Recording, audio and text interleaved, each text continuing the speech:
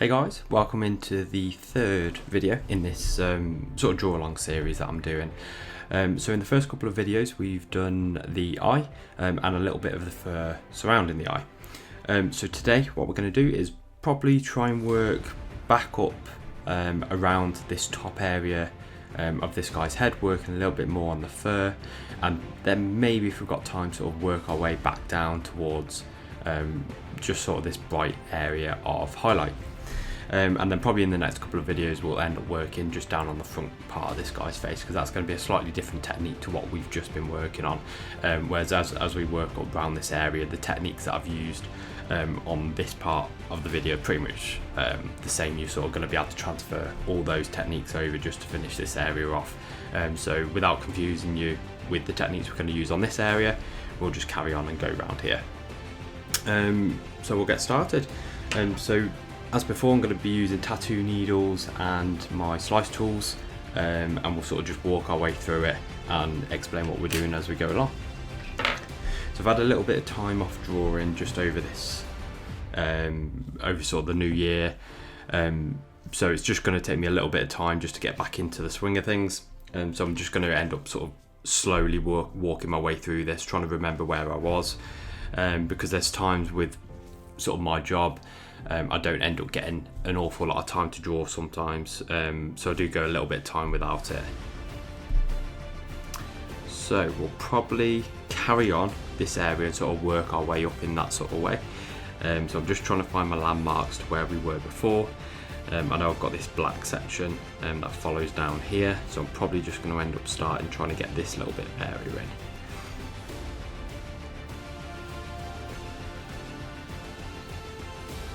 So I'm just using my one round liner tattoo needle to do this, just putting in some faint, sort of very light faded lines to begin with, to show me the direction of the fur that I'm going to be working with. And there's quite a lot of black shadow poking through all this fur, so just make sure that when you're putting these lines in, you either don't put too many of them down and cover up all that black scratch board ink that's underneath, because that's going to give you most of your shadow.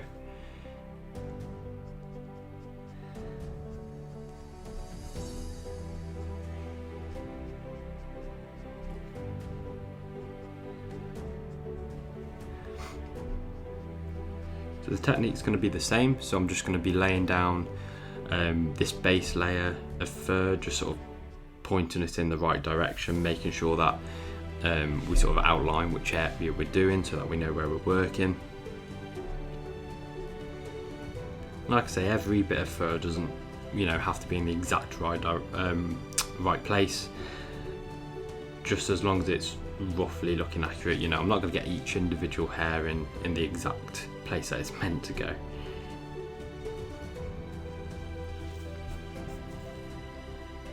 So when I rub my finger over the board like that, all I'm doing is, I've probably mentioned on some of the other videos, when you scratch, there's you sort of bring up some of the dust from the board, some of the black India ink. It makes like a very fine dust just on the surface. By rubbing my finger over the top of that, I just darken some of those lines that I've made, because sometimes you may go too bright with it. I mean, you may just want to darken things down. I like to sort of build up my textures quite slowly.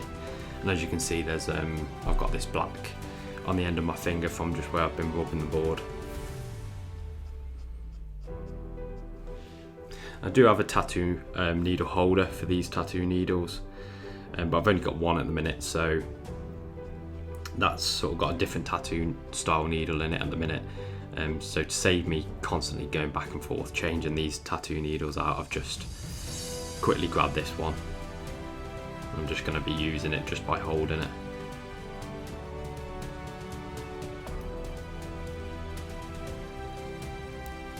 Like I said, I don't want to put too many strokes down.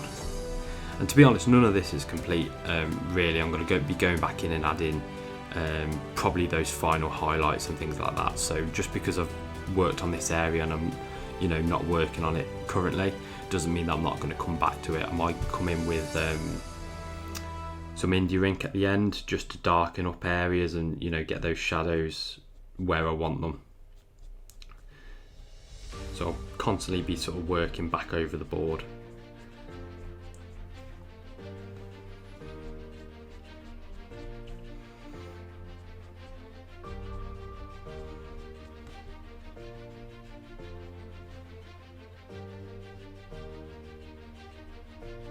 So also, just where this area sort of follows down, we've also got this slight blackened area sort of that follows its way round. So I'm making sure, you know, not to put any first strokes in that specific area, just because it's going to give that area that just this side is in quite a lot of shadow. I'm trying to get the first strokes that I'm putting in the same sort of length. So obviously the first strokes, let's say over here by the nose, just around this area, they're going to be a lot shorter than these first strokes that I'm doing over here. So I'm trying to mimic the first strokes that I'm seeing and making sure that I'm not either going too short or too long with these first strokes, because if, let's say, these ones were really long, it's just going to make the cat look a little bit weird. Unless obviously, you know, the cat reference photo does have long fur, then you are just going to need to adapt the way that you're putting down these first strokes.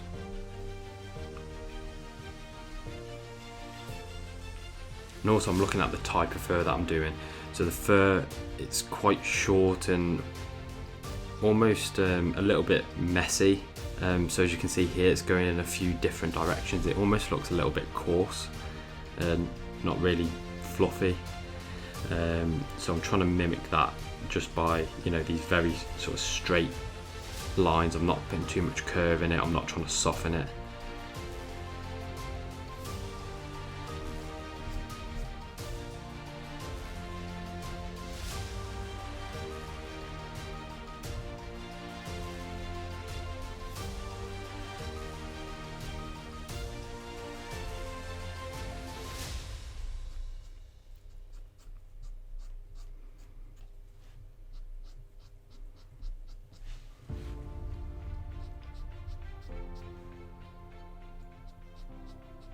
So obviously as we move up towards sort of where the eye is, the fur gets a little bit denser, more tightly packed, so sort of the amount of black that I'm leaving showing through is going to be a little bit less. But again, like I say, just slowly feel your way around the drawing, mapping all the aspects that you want to map in. So currently I'm just sort of going to be working a little bit more on the furthest away fur, and then slowly working my way back in to where the eye is.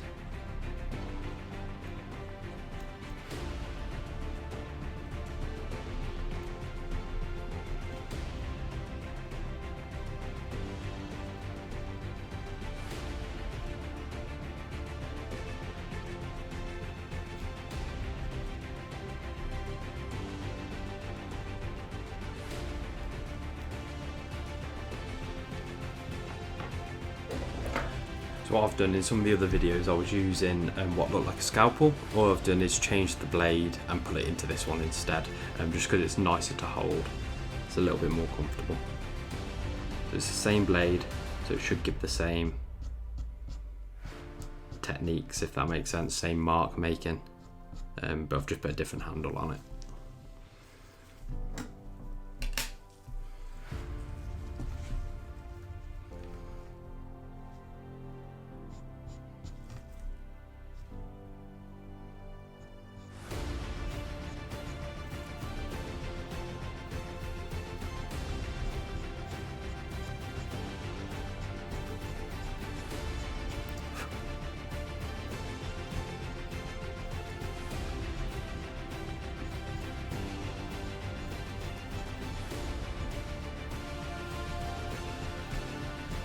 So the lines that I'm putting down, they're not as crisp as they used to be with this blade. So I'm still, I think I said this in every video, I'm still looking to change this blade. I just haven't got round to it yet. So what I'll end up doing is keeping this blade anyway. I won't throw it away, just because I may end up coming back and using this blade for a certain thing in the future.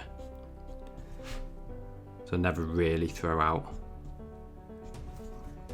sort of blunter blades until they're just completely gone. Especially the slice blades, because they take so long to blunt. Even when they're at a slightly more dulled state, you can still use them, and they are still good for other things.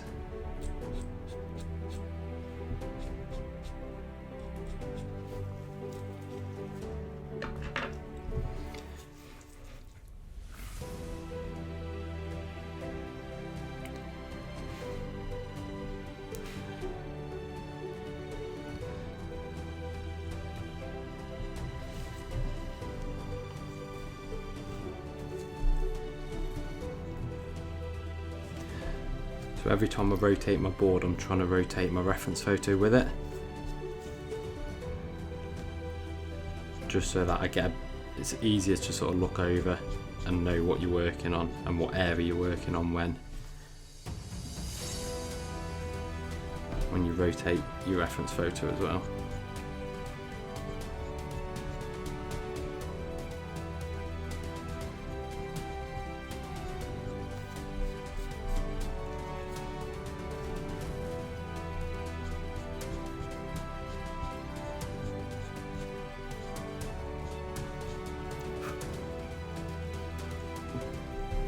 And sometimes you don't even have to use the slice blade. So let's say, for example, you wanted some brighter highlights over here. You can still use that same tattoo needle that you've used to put in these lighter strokes and just push a little bit harder, and it will give you a slightly brighter mark. But just do bear in mind that it's going to take longer to build up those levels of brightness with this tool. So if you're looking, let's say, for an area like this where you need a fair bit of the black showing through, you're going to want something that's going to put down a brighter mark quite quickly, just so you don't end up covering up all the marks.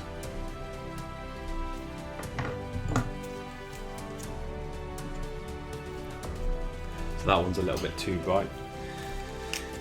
So what I'm going to do is just come in with my Pit artist pen and just remove that line, just because it's way too bright for what I need it to be.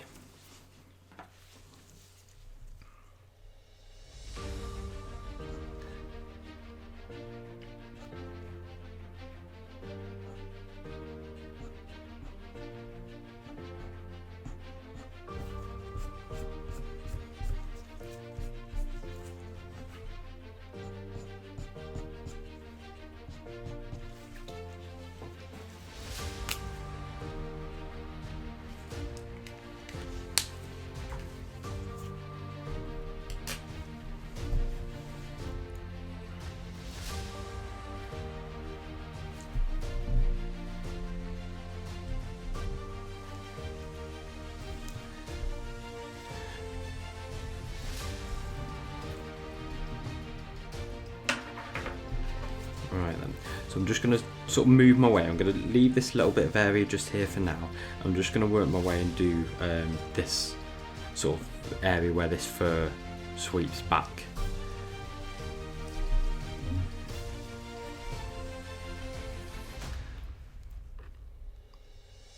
And sort of get all this area of dark in, really, just because I feel like, well, I don't know, just it's just something I sort of sometimes end up just working my way around the board just in a bit of a random fashion, to be honest. Now, so this fur just here is a little bit more faded. So when I say faded, I mean a little bit more blurred, so it's not as crisp as, let's say, these lines just here. So this little bit of fur that's further away is slightly more blurred. Best tool really that I found for that is the tattoo needle still. However, this one is, I don't know if you can quite see that, it's the 9RL needle. So it's a round liner, but it's got 9 needles on the end instead of just the one. Now, if you're quite light with this tool, you can get a slightly more blurred effect. And it's sort of going to be the technique that we're going to use on this outer aspect of this guy's face, just because that area is in quite a lot of, it's out of focus really compared to this area. Now again, you don't need to be perfect with this area, just because it's not the main focus. It's just sort of a bit of an accessory area, if that makes sense. So it's not going to make or break the piece if you don't get this area right, but hopefully we're going to get it right.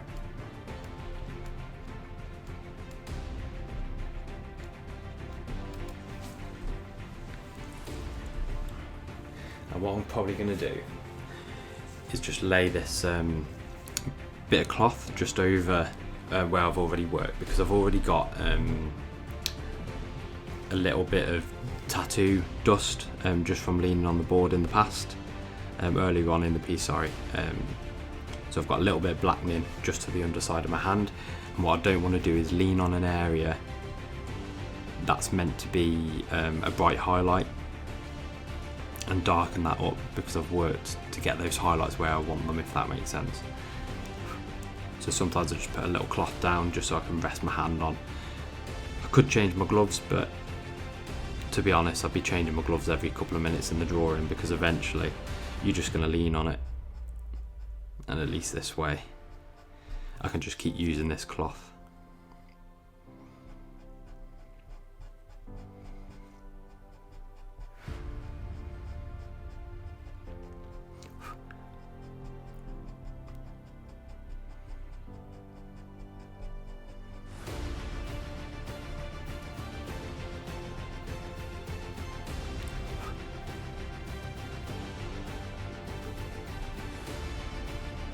So all I'm doing is trying to keep my strokes quite close together on this one.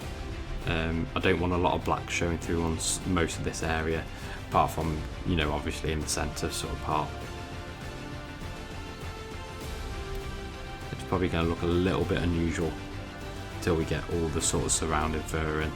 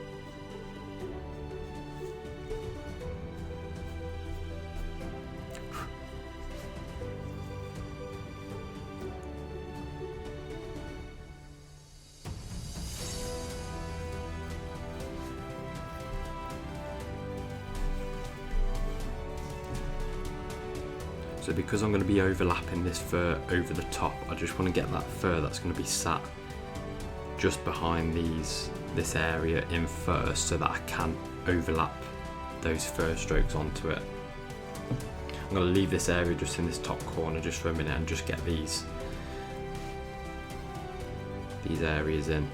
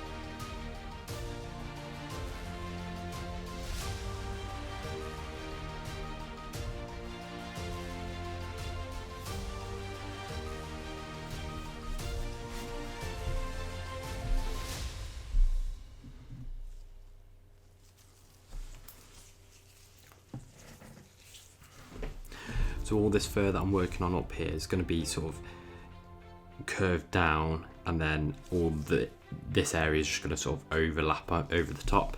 So all I'm trying to do is get a rough indication of how the fur is. I'm not trying to be overly exact with it, because most of it's going to be covered. And to be honest, I find in areas like this, sometimes the randomness is going to help you, and just almost just being a bit more free with it. I'm not trying to get, like I say again, the exact fur strokes in those exact areas, just because it's going to be almost, you know, you're going to have to spend an awful lot of time trying to get the exact looking fur in these exact areas. But sometimes it does just help just to get a general idea of what the fur looks like.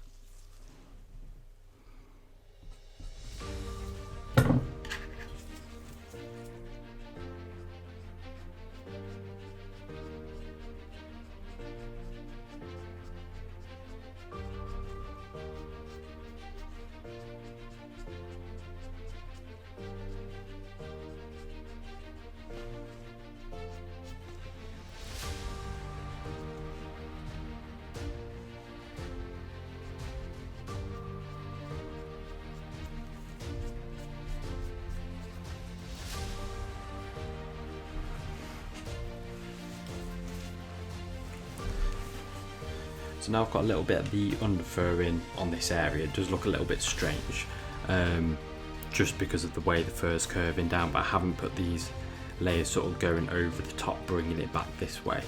So I'm just going to sort of work on, again, still continuing the underfur on this area over here where I'm working now. And then what I'm going to end up doing is bringing that fur sort of over the top down here, and then as long as that technique works, I'm sort of testing it out down here, and then I'm going to work my way and carry on back up around the eye.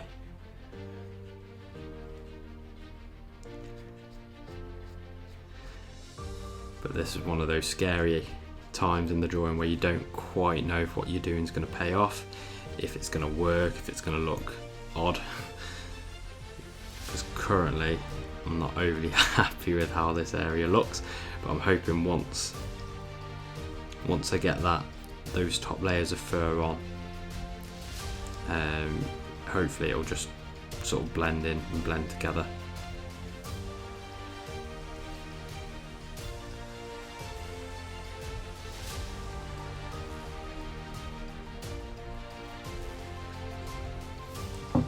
To be honest, it's probably time, like I said, to change the blade on this one.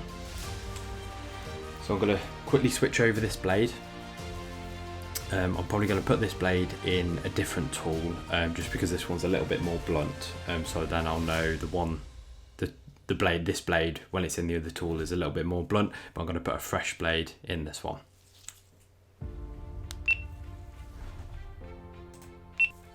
Okay, so I've now changed that blade over. I just stopped the recording while I did that for you guys, so it's not drawn out.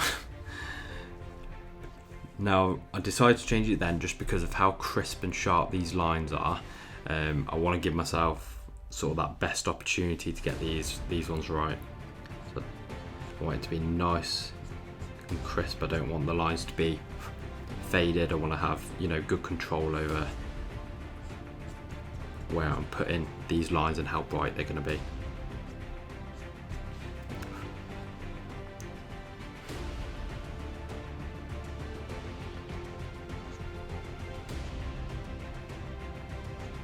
I'm putting in a few sort of guidelines first, just so that I know this is where those sort of lines are going to lay, getting them in the right place.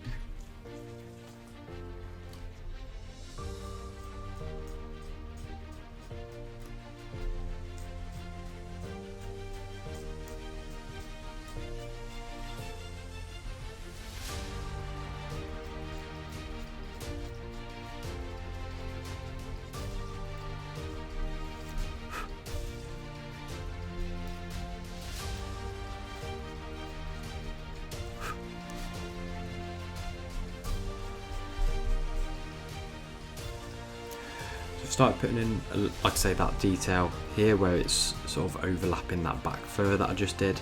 I didn't really talk much through that just because it took a little bit of concentration. I wanted to make sure I got those hairs going in and those fur strokes going in the right direction, because this is an area that, you know, it's going to stand out on the drawing. You're going to be able to see it a lot. It's going to be noticeable, so I didn't want to get it sort of too wrong.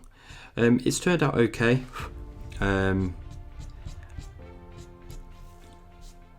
You know, if I could go back, I might do it a little bit differently. But I think it's sort of working as well as I could hope for, to be honest. So I'm just going to work my way up here now. Obviously this area needs to be brightened up even more, but I'll probably use a different tool for that. Just while I'm working on this area, I just want to get these the highlights on the ends of these flicks in, just so that everything's up to the right level of brightness.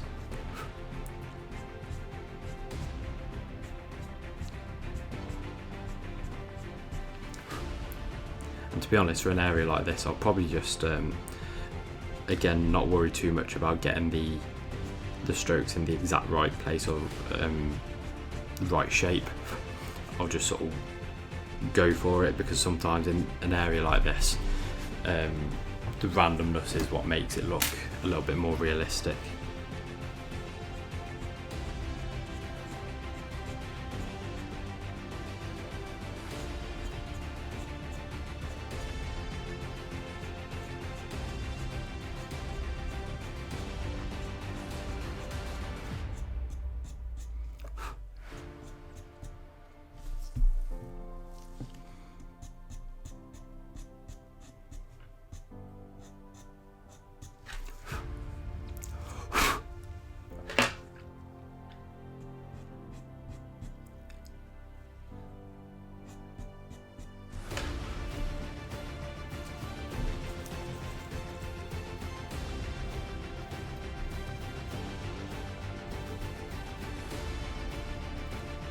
So I'm making sure I'm not resting my hand on this bright area, it's just resting off it, but it may look like I am on camera. But I'm still wary that I don't want to be resting my hand on those areas of bright.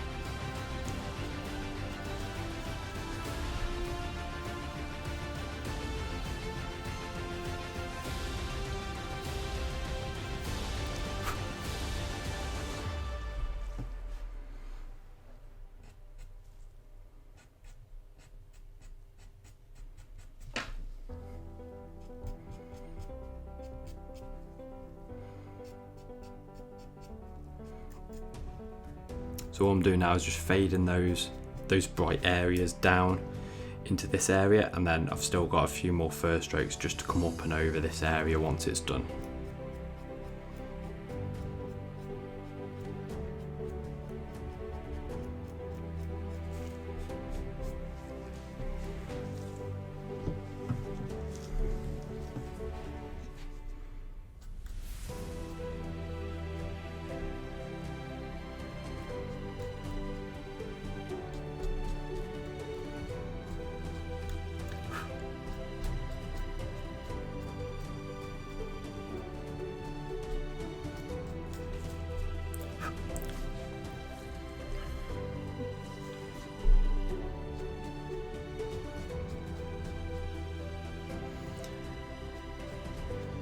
Sometimes you'll get to an area of a drawing where, you know, you thought it was going to go quite quickly, but then it just turns out to take a lot longer than expected. And that's basically this area that I've been working on throughout this video. I thought I'd sort of get all the way up here done, but I don't think I will. For some reason it's just proved a little bit trickier than what I was expecting.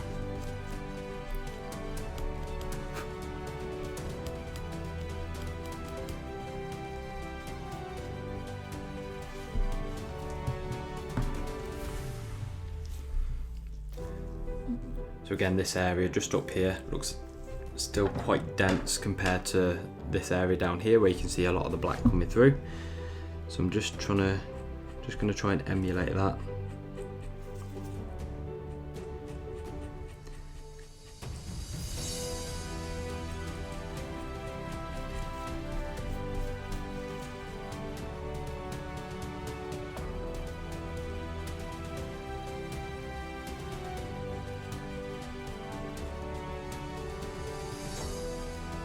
Now this tattoo needle, I've mentioned in the other ones, the one that I've got in this blue holder. So this is one of the Magnum tattoo needles. So it's a tattoo needle that's got 2 layers to it, and they're just 5 needles, because this is number 5, in a bit of a weaved pattern. So it just gives you, for every stroke you put down, you've got more variation in your lines.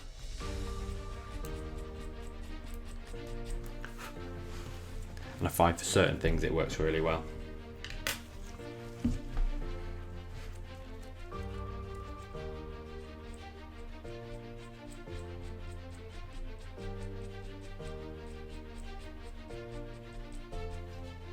So all I'm doing is trying to get my strokes really close together, but not press too hard with them. And then this way, what it does is it gives that impression that the fur is quite dense in this area, but not like a super bright denseness, just like a nice subtle density. You know, and I keep rubbing my finger back and forth over it, just so that it darkens up those areas. I'm going to get my cloth back out just because I'm going to be leaning.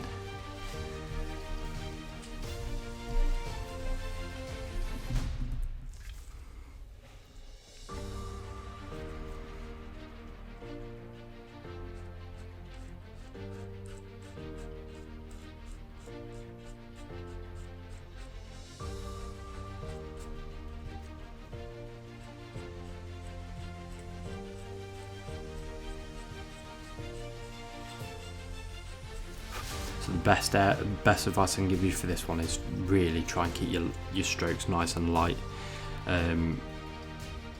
because you're going to be going over the top of this with these fur strokes that are coming up here. So what you don't want to do is have the fur strokes be too bright that you're trying to go over, because those ones that then overlap just won't stand out at all. And if you need to keep going back in and rubbing it, or go back in and add some touch-up ink just to darken that area, you can do. I try and avoid using ink as much as I can. I do like my boards to be quite natural, quite clean, where I haven't sort of added anything else to it. However, there are times that I do that, so I'm not, like I say, I'm not against it, but I try and limit the amount of times that I use it.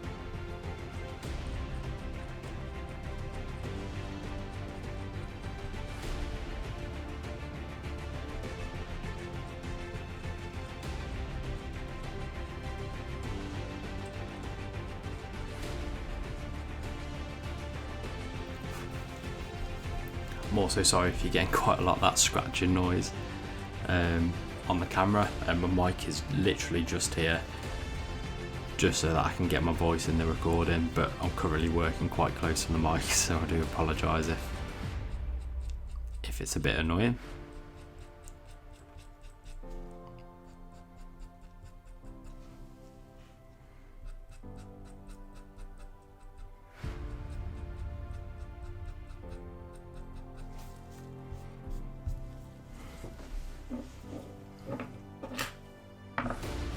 Some of my tools out of the way.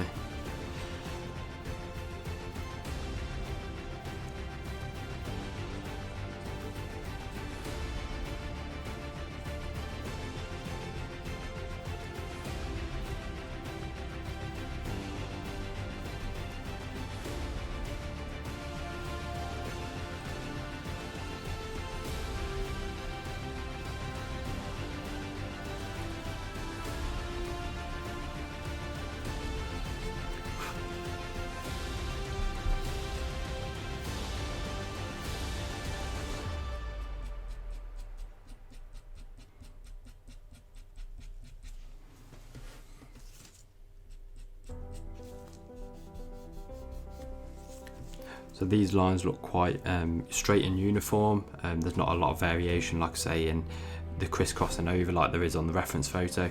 That's because I'm working on the fur that's furthest away. It's the deepest part of the fur at the minute. So when I come back in, once I've got this layer in, I'll come back in and make that fur look a little bit more realistic and have a little bit more motion to it. But currently I'm just trying to keep it working on that under fur, try not to do too much of the detail right now and early on in the piece, early on in sort of this area, I mean.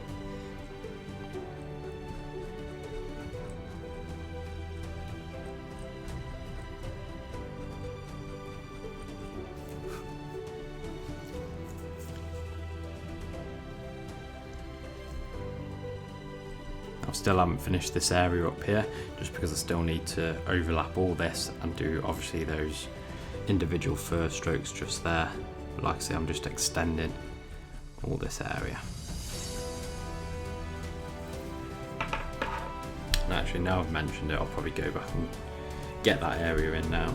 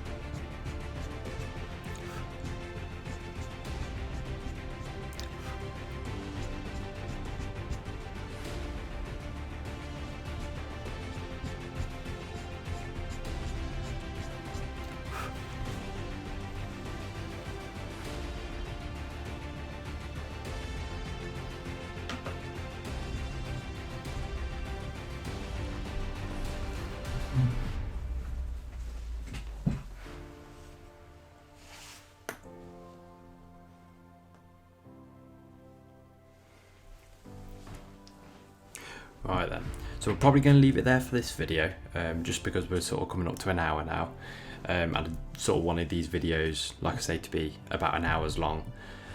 Otherwise, they might be just, like I say, a little bit too long for you guys to watch. So I was hoping, like I say, to get all around this area done today, but unfortunately not really going to happen because I spent too much time sort of trying to faff around and get this area up to where I want it to be. Still a fair bit of work left to go on this area before we can move on to this right hand side of the face, but I think we've made some good progress. We've got quite a lot of this area in this session, so I hope you guys have enjoyed it. Like I say, in the next one we'll probably work on obviously finishing off the rest of this guy's face, just on this left hand side, probably working on this really bright sort of highlight coming off the top of the eye. May get chance probably to start working either over onto the cheek or, you know, onto this guy's forehead, but we'll sort of see how we go and how we feel in that session. So like I say, I hope you guys have enjoyed it, and I'll see you again in the next one.